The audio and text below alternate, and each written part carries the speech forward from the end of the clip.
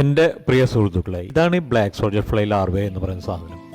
ധാരാളം പ്രോട്ടീൻ അടങ്ങിയ ഈ ലാർവ ഉണ്ടല്ലോ, ഇച്ചിരി ചോളത്തവിടും ഇച്ചിരി അവിൽത്തവിടും ഇച്ചിരി കടലപ്പിണ്ണാക്കും കൂടി മിക്സ് ചെയ്ത് നമ്മുടെ കോഴികൾക്ക് കൊടുത്താലുണ്ടല്ലോ, പിള്ളേർ മിഠായി കഴിക്കുന്ന പോലെ കോഴികൾ കഴിക്കുന്നതാണ്.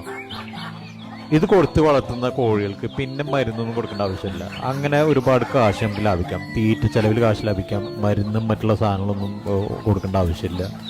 ഇത് കണ്ടില്ലേ, കോഴികളെ ആക്രാന്ത കണ്ടില്ലേ. ഈ പുഴുക്കൾ എന്ന് പറഞ്ഞാൽ അവർക്ക് ഭയങ്കര ഇഷ്ടമുള്ള സംഭവം. എത്ര കൊടുത്താലും അത് തിന്നു തീർക്കും. എന്ന് വിചാരിച്ചാൽ നമ്മൾ ഓവറായിട്ട് കൊടുക്കൊന്നും വേണ്ട. കുറേശ്ശെ കൊടുത്തു കഴിഞ്ഞാൽ നമുക്ക് ഈ കോഴികളിൽ നിന്ന് സെറബ്രാന്ന് കോഴിമുട്ട കിട്ടും. നല്ല പോഷകങ്ങളടങ്ങിയ കോഴിമുട്ട നമുക്ക് കളക്ട് ചെയ്യാൻ പറ്റും. ഈ കോഴിമുട്ട എന്ന് പറയുന്നുണ്ടല്ലോ, ഈ ഒന്നൊന്നര കോഴിമുട്ട ഉണ്ട്, നല്ല വലുപ്പമുള്ള നല്ല കോഴിമുട്ടകൾ നമുക്കുണ്ട്. നാടൻ കോഴിയായാലും ശരി, മറ്റേത് കോഴിയായാലും ശരി, നല്ല കോഴിമുട്ട നമുക്ക് ലഭിക്കും. അതുപോലെ തന്നെ നമ്മളെ മീനുകൾ, നമ്മുടെ മത്സ്യങ്ങൾക്ക് ഈ സാധനം ഇട്ട് കൊടുത്തിട്ടുണ്ടല്ല, നല്ല ഗ്രോത്താണ്. 6 മാസം കൊണ്ട് ഒരു 600-700 ഗ്രാമുള്ള മത്സ്യങ്ങൾ നമുക്ക് കിട്ടും ഈ ലാർവ കൊടുത്ത് വളർത്തിയാൽ.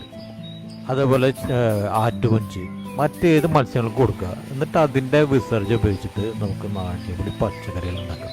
ഈ മത്സ്യവിസർജ്യം അടങ്ങിയ വെള്ളം അടുക്കള മാലിന്യ സംസ്കരണത്തോടെ ലഭിക്കുന്ന സ്ലേറിയും കൂടിയിട്ട് ഒഴിച്ചു കൊടുക്കാറുണ്ടല്ല, നല്ല പച്ചക്കറി നമുക്ക് കിട്ടും. ഇത് കണ്ടില്ലേ വെണ്ടൊക്കെ നിൽക്കുന്നത്, 100 വെണ്ടാണ് ചെറിയ സ്ഥലത്ത് ഉണ്ടാക്കിയിട്ടുള്ളത്. ഈ മീനിൻ്റെ വിസർജ്യം ഈ വെള്ളമൊക്കെ ഉപയോഗിച്ചിട്ടാണ് ഇത് ഉണ്ടാവുന്നത്.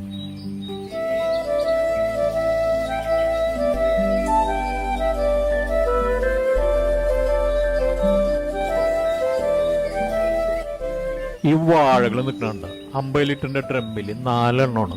ഒരെണ്ണം ഇപ്പോൾ കുലച്ചിട്ടുണ്ട്, അത് വെട്ടിക്കഴിഞ്ഞാൽ അടുത്തത് കുലക്കും. ഇതിന് പ്രത്യേകിച്ചൊന്നും ചെയ്യണ്ട. ഈ പുഴുക്കളെ മീനുകൾ കൊടുക്കുക, മീനുകളുടെ വിസർജ്യം അടങ്ങിയ വെള്ളം വാഴ കൊടുക്കുക.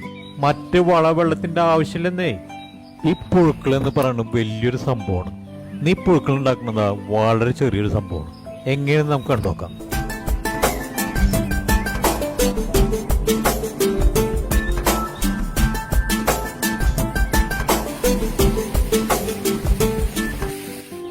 $20 ലിറ്ററിൻ്റെ ഒരു പെയിന്റ് ബക്കറ്റ് എടുത്ത് അതിൻ്റെ അടിവശത്ത് നിറയെ ദോരങ്ങൾ ഉണ്ടാക്കുക.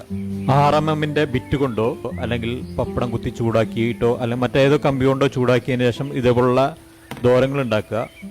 അത് ഇതേപോലുള്ള ഒരു ട്രേയിൽ ഒരു കല്ല് വെച്ചതിന് ശേഷം അതിന് മുകളിൽ ഈ ഹോൾസ് ഉണ്ടാക്കിയ പെയിന്റ് ബക്കറ്റ് വെക്കാം. ഉറുമ്പുകളുടെ ശല്യം ഒഴിവാക്കാൻ ഈ ട്രേക്കകത്ത് കുറച്ച് വെള്ളം ഒഴിക്കുന്നത് നല്ലതാണ്. അതിനുശേഷം ഇതിലേക്ക് നമ്മുടെ അടുക്കളയിൽ ബാക്കി വരുന്ന ഒരു ദിവസത്തെ ഭക്ഷ്യാവശിഷ്ടങ്ങൾ ഇടാം. പ്ലാസ്റ്റിക് ഒഴികെയുള്ള ബാക്കിയെല്ലാം നമുക്ക് ഇതിലിടാം. ഓവറായിട്ട് ഇടണ്ട, നമ്മളെ വീട്ടിൽ ബാക്കി വരുന്നത് മാത്രം ഇതിലേക്ക് ഇടാം. ഒരാഴ്ച കഴിഞ്ഞാൽ ഇതേപോലുള്ള നിറയെ ചെറിയ പുഴുക്കളെ കാണാം. ഈ പുഴുക്കളെ കണ്ടു കഴിഞ്ഞാൽ നമുക്ക് ദിവസമുള്ള അടുക്കളയിൽ ബാക്കി വരുന്ന എല്ലാ വേസ്റ്റും നമുക്ക് ഇതിലേക്ക് ഇടാം. ഓവറായിട്ട് ഇടരുത്, കുറേശ്ശെ വേസ്റ്റ് ഇടാം. നമ്മുടെ വീട്ടിൽ ബാക്കി വരുന്ന മാത്രം ഇടാൻ ശ്രമിക്കുക. മറ്റുള്ള പുറത്തുനിന്നുള്ള ചപ്പുചവറോ മറ്റുള്ളതൊന്നും ഇട്ട് നിറക്കരുത്. ഇത് 3-4 ആഴ്ച കഴിഞ്ഞാൽ നമുക്ക് ഈ പുഴുക്കളെയും ഈ കമ്പോസ്റ്റും വേർതിരിക്കാം. അതിന് വേണ്ടത് ഇതേപോലുള്ളൊരു പെയിന്റ് ബക്കറ്റ് എടുക്കുക, അതിൽ ഒരു വല കെട്ടുക. അതിലേക്ക് നമുക്ക് ഈ അടുക്കളയിൽ ഈ കമ്പോസ്റ്റ് ആയിട്ടുള്ള വേസ്റ്റ് എടുത്തിട്ട് ഈ വലക്ക് മുകളിൽ ഇട്ട് കഴിഞ്ഞാൽ ഇതിലുള്ള പുഴുക്കൾ താഴെ ബക്കറ്റിലേക്ക് വീഴുകയും സോളിഡ് പാർട്സ് മേലെ നിൽക്കുകയും ചെയ്യും. ഈ സോളിഡ് പാർട്സ് ഈ കമ്പോസ്റ്റ് നമുക്ക് ചെടികളുടെ താഴത്ത് കുഴിച്ചിടാം, മരങ്ങളുടെ താഴത്തൊക്കെ കുഴിച്ചിടാം. അതേപോലെ ഇതിലെ പുഴുക്കളെ നമുക്ക് കഴുകി വൃത്തിയാക്കി മത്സ്യങ്ങൾക്കും കോഴികൾക്കും മറ്റ് പക്ഷികൾക്കൊക്കെ നമുക്ക് നൽകാം. ഇതിലെ സ്ലറി, താഴെ ട്രേയിൽ അടിഞ്ഞുകൂടുന്ന സ്ലറി എടുത്ത് നേർപ്പിച്ചതിന് ശേഷം കീടങ്ങൾ വരാതിരിക്കാൻ, വന്നതിന് ശേഷമല്ല, കീടങ്ങൾ വരുന്നതിന് മുന്നേ ദിവസവും സന്ധ്യാനേരത്ത് സ്പ്രേ ചെയ്ത് കൊടുത്തു കഴിഞ്ഞാൽ കീടങ്ങളുടെ ശല്യം ഒഴിവാക്കാൻ സാധിക്കും. നമുക്ക് 5 കാശ് ചിലവില്ലാത്തൊരു സംഭവമാണത്. വേറെ പുറത്തുനിന്ന് ഒന്നും വാങ്ങിക്കാതെ തന്നെ ഈ ഒരു സ്ലറി നേർപ്പിച്ചിട്ട് നമുക്ക് ചെടികൾക്ക് ദിവസവും സ്പ്രേ ചെയ്ത് കൊടുത്തു കഴിഞ്ഞാൽ ചെടികൾക്ക് നല്ല വളർച്ച കിട്ടുന്നതോടൊപ്പം തന്നെ കീടങ്ങളുടെ ശല്യം നമുക്ക് ഒഴിവാക്കാൻ സാധിക്കും. ഒരു പെയിന്റ് ബക്കറ്റ് കൂടെ ഇതേപോലെ താഴത്ത് ദോരങ്ങൾ ഉണ്ടാക്കി വെക്കുകയാണെങ്കിൽ ആദ്യത്തെ ബക്കറ്റിലെ വേസ്റ്റ് പുഴുക്കളെ സെപ്പറേറ്റ് ചെയ്ത് എടുക്കുന്ന ആ സമയത്ത് തന്നെ നമുക്ക് ഈ പുതിയ ബക്കറ്റിലേക്ക് വേസ്റ്റുകൾ ഇട്ട് വെച്ച് തുടങ്ങാം.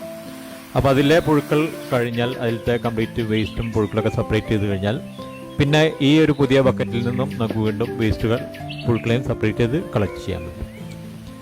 അപ്പോൾ പഴയ ബക്കറ്റ് നമുക്ക് കഴുകി വൃത്തിയാക്കി വീണ്ടും പഴയതുപോലെ ഇട്ട് അതിലേക്ക് വേസ്റ്റ് ഇട്ട് തുടങ്ങാം. അപ്പോൾ ദിവസവും നമുക്ക് പുഴുക്കളെ കളക്ട് ചെയ്യാൻ പറ്റും. മറ്റ് ഈച്ചകളുടെ ശല്യം ഒഴിവാക്കാൻ ഇതേപോലെ കൊതുകുവല കൊണ്ട് കവർ ചെയ്യുന്നത് നല്ലതാണ്. എൻ്റെ പ്രിയ സഹോദരങ്ങളെ, ഇങ്ങനെ എല്ലാ വീടുകളും ചെയ്യുകയാണെങ്കിൽ നമുക്ക് നല്ല മത്സ്യങ്ങളും പച്ചക്കറികളും പഴങ്ങളും കോഴികളും കോഴിമുട്ടകളും എല്ലാം ലഭിക്കുന്നു. അതുപോലെ നമ്മുടെ പരിസരം വൃത്തിയാകുന്നു, നമുക്ക് ആരോഗ്യമുള്ള ഒരു ജനതയെ വാർത്തെടുക്കാൻ സാധിക്കുന്നു. ഇതിലും ലളിതമായി എങ്ങനെ പറഞ്ഞു തരാം എന്ന് എനിക്കറിയില്ല. എല്ലാവരും ട്രൈ ചെയ്യുക. എന്തെങ്കിലും സംശയമുണ്ടെങ്കിൽ ഈ നമ്പറിൽ വിളിച്ചോളൂ, അല്ലെങ്കിൽ വാട്സപ്പ് ചെയ്തോളൂ. എല്ലാവർക്കും നല്ലത് വരട്ടെ എന്ന് പ്രാർത്ഥിച്ചുകൊണ്ട് നിർത്തുന്നു. നന്ദി, നമസ്കാരം.